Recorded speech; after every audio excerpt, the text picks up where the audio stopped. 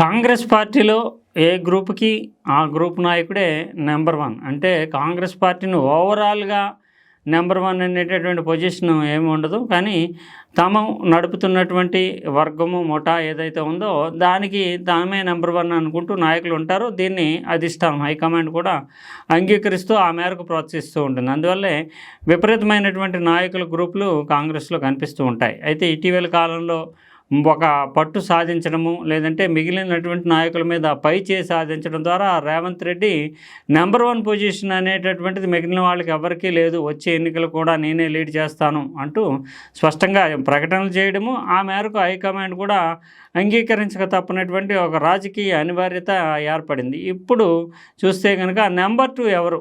దో number కా దంగల్, అంటే రెండో నెంబర్లో ఎవరున్నారు రాజకీయంగా కానీ ప్రభుత్వ పరంగా కానీ అనే చర్చని మొదలైంది. ఇది నిజానికి మహేష్ కుమార్ గౌడ్ పిసిసి అధ్యక్షుడు రేవంత్ రెడ్డికి అత్యంత సన్నిహితమైనటువంటి వ్యక్తి. ఆయన నిజానికి ఆయన్ని ఆ స్థానంలో కూర్చోబెట్టడంలో రేవంత్ రెడ్డి చాలా పెద్ద ఎత్తునే పైరువీలు చేశారనే వాదన ఉంది. ఈ నేపథ్యంలో ఆయన్ని మంత్రివర్గంలోకి మీరు వెళతారా, రేవంత్ రెడ్డి మిమ్మల్ని మంత్రివర్గంలోకి తీసుకుంటారంటూ ఇటీవల కాలంలో మీడియా ఆయన్ని ప్రశ్నించినప్పుడు, అసలు మంత్రివర్గంలోకి వెళ్లాల్సినటువంటి అవసరం నాకేముంది, నేనే కదా నెంబర్ 2 అంటే ప్రభుత్వంలోనే మంత్రి నెంబర్ 2 ఉంటుంది. నిజానికి పిసిసి అధ్యక్షుడికి పార్టీ పరంగా చూస్తే రాష్ట్ర వ్యవహారాల్లో ఆయనే నెంబర్ 1గా చెప్పాల్సి ఉంటుంది. కానీ తాను ప్రభుత్వాన్ని కూడా కలిపేసుకుంటూ తానే నెంబర్ 2 అంటూ ఆయన మహేష్ కుమార్ గౌడ్ చెప్పడము, ఇది కాంగ్రెస్ పార్టీలోని ప్రభుత్వంలోని పెద్ద ఎత్తున చర్చకు తావిచ్చింది.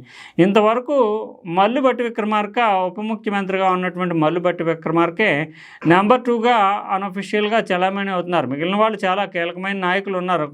కోమటిరెడ్డి వెంకటరెడ్డి కావచ్చు, ఉత్తమ్ కుమార్ రెడ్డి కావచ్చు, సీఎంకి సన్నిహితంగా ఉండేటటువంటి పొంగులేటి శ్రీనివాసరెడ్డి కావచ్చు, వీళ్ళంతా తమ తమ ప్రాంతాలు పరిధుల్లో చాలా పెద్ద నాయకులుగా చలామణి అవుతున్నారు. కానీ అఫీషియల్గా చూస్తే కనుక గతంలో నుంచి పార్టీలో చాలా సుదీర్ఘమైనటువంటి పోరాటం చేసినటువంటి మల్లుబట్టి విక్రమార్కే డిప్యూటీ సీఎంగా నెంబర్ 2 స్థానంలో ఉన్నట్లుగా పార్టీ వర్గాలు భావిస్తూ వచ్చాయి. అసలు ముఖ్యమంత్రి స్థానానికే ఆయన పోటీ పడ్డాడు. అయితే వివిధ రాజకీయ సమీకరణలు, తర్వాత బీఆర్ఎస్ని ఎదుర్కోవడంలో భవిష్యత్తులో చాలా పోరాటం చేయాల్సి ఉంటుంది. అందువల్లనే రేవంత్ రెడ్డిని, అప్పటి పిసిసి అధ్యక్షుడు అయినటువంటి రేవంత్ రెడ్డిని ముఖ్యమంత్రి స్థానంలో హైకమాండ్ కూర్చోబెట్టింది. తర్వాత 2 ఏళ్ల కాల వ్యవధిలో ఆయన మార్చేస్తారని అనుకున్నారు. కానీ క్రమక్రమంగా బలపడుతూ వచ్చాడనే చెప్పాల్సి ఉంటుంది రేవంత్ రెడ్డి. ఈ నేపథ్యంలో నెంబర్ 1 పొజిషన్ మీద పెద్దగా చర్చ లేదు. నెంబర్ 2 ఎవరు అంటే పిసిసి అధ్యక్షుడు మహేష్ కుమార్ గౌడ. ఆల్రెడీ ప్రభుత్వంలో ఇది పొలిటికల్ పోస్ట్ కిందే చెప్పాలి. డిప్యూటీ సీఎం అంటే నిజానికి అక్కడ అందరు మంత్రులు కూడా మంత్రుల కింద లేక ఒక ముఖ్యమంత్రికి మాత్రమే రాజ్యాంగబద్ధమైనటువంటి ముఖ్యమంత్రి హోదా ఉంటుంది. అంటే వీళ్ళందరిలో సమానుల్లో అధిక సమానుడు అన్నట్లుగా ముఖ్యమంత్రి ఉంటారు తప్ప మిగిలిన వాళ్ళంతా సమానమే. ఇది ఉప ముఖ్యమంత్రి అనే హోదా ఏదైతే ఉందో అది ఒక పొలిటికల్గా ఇచ్చేటటువంటి, రాజకీయ పరంగా ఇచ్చేటటువంటి పదవే తప్ప రాజ్యాంగ పరంగా ఉప ముఖ్యమంత్రికి ప్రత్యేకమైనటువంటి బాధ్యతలు కానీ ప్రత్యేకమైనటువంటి అధికారాలు కానీ ఏమి ఉండవు.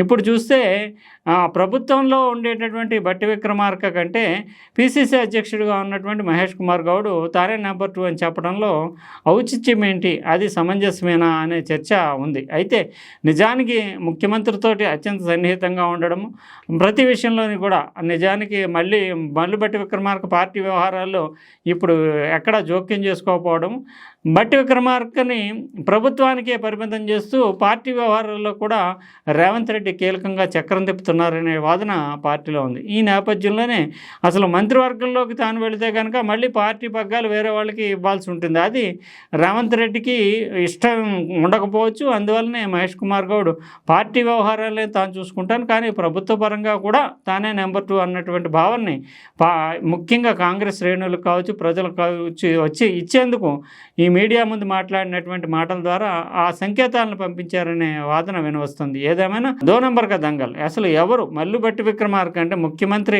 పదవికే పోటీ పడినటువంటి మల్లుబట్టి విక్రమార్క నెంబర్ 2గా వస్తారా? పిసిసి అంటే పార్టీ పరమైనటువంటి పదవిని నిర్వహిస్తున్నటువంటి మహేష్ కుమార్ గౌడ్ని నెంబర్ 2గా భావించాలా? రేవంత్ రెడ్డి అసలు మనసులో ఏముంది అంటే, ఒక రకంగా చెప్పాలంటే నోటితో మాట్లాడి నొసటితో వెక్కిరించడం అంటారు, అలాగా ప్రతి పోస్టర్లోని ప్రతి ప్రభుత్వ కార్యక్రమానికి సంబంధించినటువంటి విషయాల్లోని ముఖ్యమంత్రి స్థాయిలో కాకపోయినా ముఖ్యమంత్రి పక్కన చిన్న బొమ్మ అయినా సరే ఉప ముఖ్యమంత్రిగా బట్టి విక్రమార్కకు ఉండే విధంగా రేవంత్ రెడ్డి చాలా జాగ్రత్తలు తీసుకుంటున్నాడు. కానీ పార్టీ వ్యవహారాల్లో మాత్రం బట్టి విక్రమార్క పాత్రని ఏమాత్రం లేకుండా దాదాపు తుడిచిపెట్టేశారనే చెప్పాల్సి ఉంటుంది. ఎందుకంటే తనకి అత్యంత ఆప్తుడైనటువంటి మహేష్ కుమార్ గౌడ్ని ఆ సీట్లో కూర్చోబెట్టడంలోనే రేవంత్ రెడ్డి సక్సెస్ అయ్యాడు. అందువల్లనే పార్టీ ఒకవైపు, ప్రభుత్వం ఒకవైపు, రెండింటిని రెండు పగ్గాలుగా నడపాలి అనేది రేవంత్ రెడ్డి వ్యూహం అయ్యి ఉండొచ్చు. అందువల్ల ఇప్పట్లో మహేష్ కుమార్ గౌడ్కి అయితే ఇక్కడ ఇటువైపు ప్రభుత్వం వైపు వచ్చేటటువంటి అవకాశాలు లేవు. దానికి రేవంత్ రెడ్డి ఏమాత్రం అంగీకరించరు. రేవంత్ రెడ్డి తన మనిషే పీసీసీని నడపాలి అనేటటువంటి భావనలో ఉన్నారు. ఈ మరోవైపు చూస్తే కనుక ప్రభుత్వంలో నెంబర్ 2గా ఉన్నటువంటి బట్టి విక్రమార్క స్థానాన్ని కూడా వీక్ అయ్యేలాగా మహేష్ కుమార్ గౌడ్ ప్రకటన కనిపిస్తుంది. మరోవైపు ఉత్తమ్ కుమార్ రెడ్డి కావచ్చు, కోమటిరెడ్డి వెంకటరెడ్డి కూడా ఇటీవల కాలంలో అనేక రకాలైనటువంటి విమర్శలు, ఆరోపణలు మీడియాతో వారు ఈ నేపథ్యంలో వ్యక్తిగతమైనటువంటి ఆరోపణల నేపథ్యంలో ఆయన స్థానం కూడా కొంత బలహీనపడినటువంటి సూచనలు కనిపిస్తున్నాయి. ఉత్తమ్ కుమార్ రెడ్డి లాంటి వాళ్ళు క్రమక్రమంగా తమ పరిధిని తాము దక్కించుకుంటే చాలు, తగ్గినా పర్లేదు, తమ స్థానం కొనసాగితే చాలు అనుకునే వాదనకి వచ్చేసారు. ఈ పరిస్థితుల్లో ఇప్పుడు ప్రభుత్వంలో, పార్టీలో నెంబర్ 2 ఎవరు అనే చర్చ ముందుగానే మనం మాట్లాడుకోవాల్సినటువంటి అంశం ఉంటుంది. ఇది ఎంతవరకు దారితీస్తుంది? ఇది కాంగ్రెస్లో ఏమన్నా మళ్ళీ గ్రూపుల వివాదానికి అవకాశం కల్పిస్తుందా, లేదంటే ఇంతటితోటే సమస్య పోతుందా అనేది వేచి చూడాలి.